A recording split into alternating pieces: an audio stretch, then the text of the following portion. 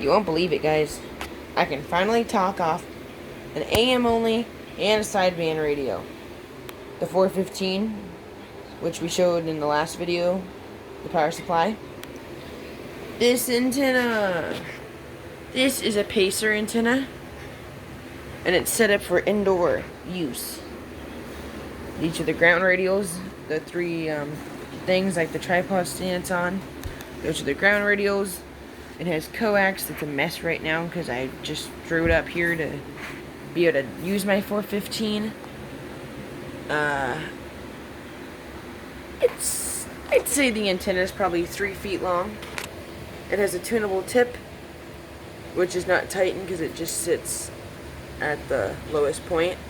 That's where the SWRs are the best. But yeah, the Pacer antenna on a Starduster head. I may be changing that when I can actually put it outside. It has threads down here. For those that don't know much about Starduster heads, Starduster heads have threads down here to take and like put a pipe in the ground. And the way this is set up, from what Blue Thunder, my dad, told me, was that you take and you run the coax through the pipe that has threads that you're going to use on this. You run the coax through the pipe, screw the coax on, and put the pipe on and put it in the ground.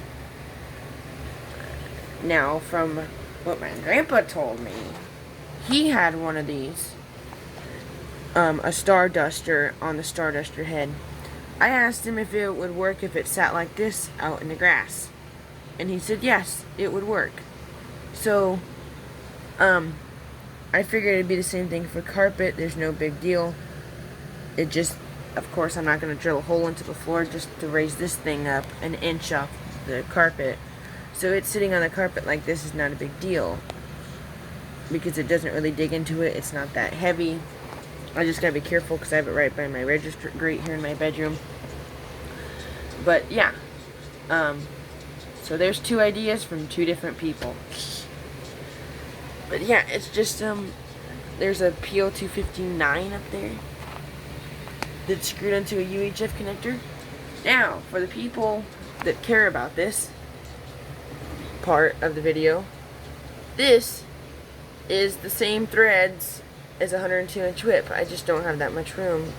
My ceiling's probably only like 9-10 feet up in the air, so a 102-inch whip wouldn't even fit in here on nothing. But for people that use 102-inch whips, that looks familiar, don't it?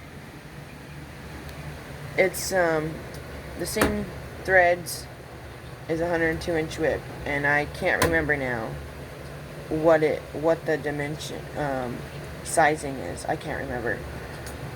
But oh, will this even screw back on?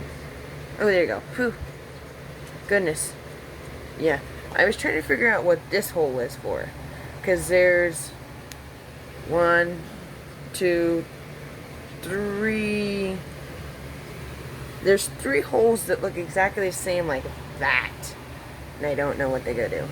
But yep, here's the new Pacer antenna on, well, new to me Pacer antenna on a Starduster head with 3 ground radials. And I would say a probably good 10-foot section of coax that runs to the 415 down there.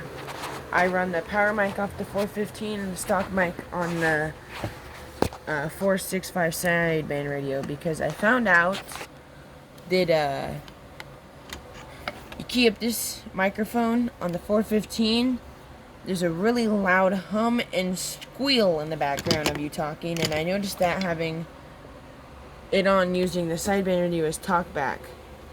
I think it was on a video I was going to post, but then I decided not to.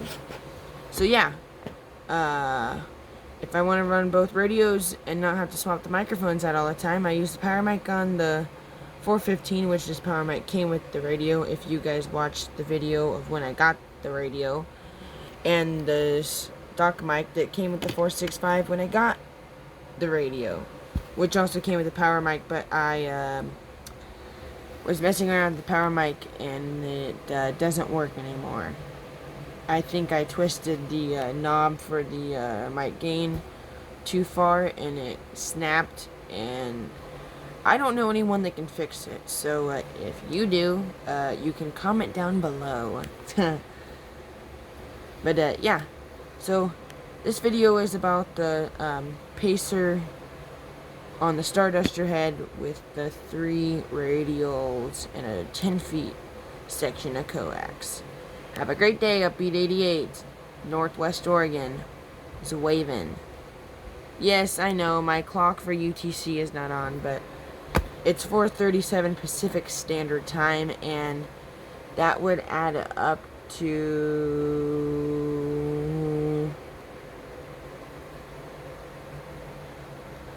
I'm not sure, but have a great day, Upbeat 88. I can't do the math in my head right now to figure out what time it is in UTC. All I know is it's 7 hours ahead.